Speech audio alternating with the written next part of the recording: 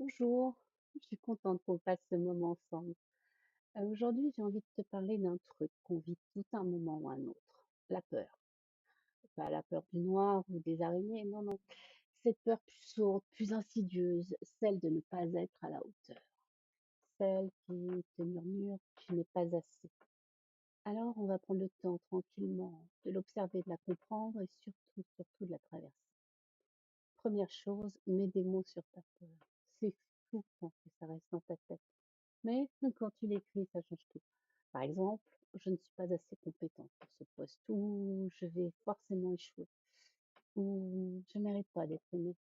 Prends un carnet et puis note cette phrase. Et ensuite demande-toi qu'est-ce que je crois vrai, là, au fond de moi. Et tu verras, juste ça, ça allège. Ensuite, demande-toi d'où ça vient. Pas pour t'y enfermer et t'y perdre, non, non, juste pour comprendre.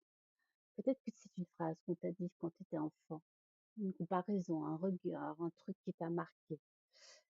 Pose-toi la question et est-ce que ça, c'était une vérité? Non, ou juste mon interprétation à ce moment-là?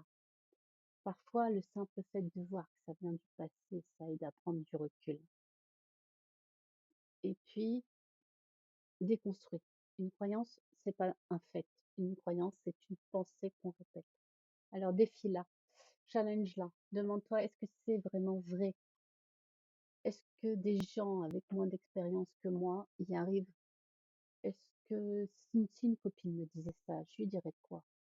Je pense que tu serais probablement hyper bienveillante avec elle et toi, tu mérites la même douceur, la même bienveillance. Ensuite, change la bande son. On ne peut pas juste supprimer une peur, mais on peut créer une autre croyance, une croyance plus juste. Au lieu de dire je suis nulle, dis-toi je suis en train d'apprendre ou je n'ai pas besoin d'être parfaite pour avancer. C'est pas magique, mais si tu te le répètes matin et soir, ton cerveau va finir par l'intégrer et va finir par y croire. Ensuite, passe à l'action, quelle que soit l'action, même toute petite.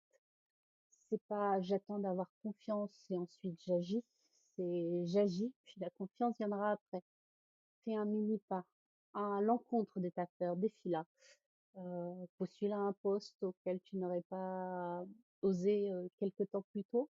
Dis ce que tu penses en réunion, ose et surtout célèbre-le, célèbre chaque petite action. Dis-toi bravo parce que ton cerveau, lui, il adore qu'on le félicite.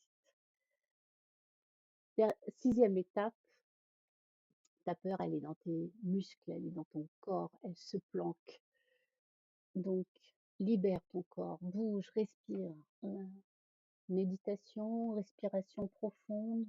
Inspire, expire, marche, danse, fais du yoga, mais bouge, fais circuler. Ton corps, c'est ton allié. Tu n'es pas qu'une tête sur un corps, tu es un tout. Et enfin, ne reste pas seul, parle à quelqu'un de bienveillant, une amie, un thérapeute, un coach, un journal. Entoure-toi de gens qui t'élèvent, pas qui te tirent vers le bas. Lis des histoires de personnes qui sont passées par là et qui sont inspirantes. Fais-toi ta petite routine de soutien, une playlist qui t'inspire ou qui te fait sourire, des citations qui te boostent, des images qui te parlent. Et tu sais quoi? Ta peur, elle va peut-être pas disparaître du jour au lendemain, non.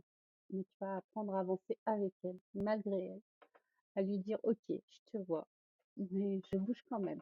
Et ça, c'est déjà énorme. Merci d'avoir écouté. Prends soin de toi. Tu es plus forte que tu ne le crois et surtout, surtout, tu es en chemin et c'est ça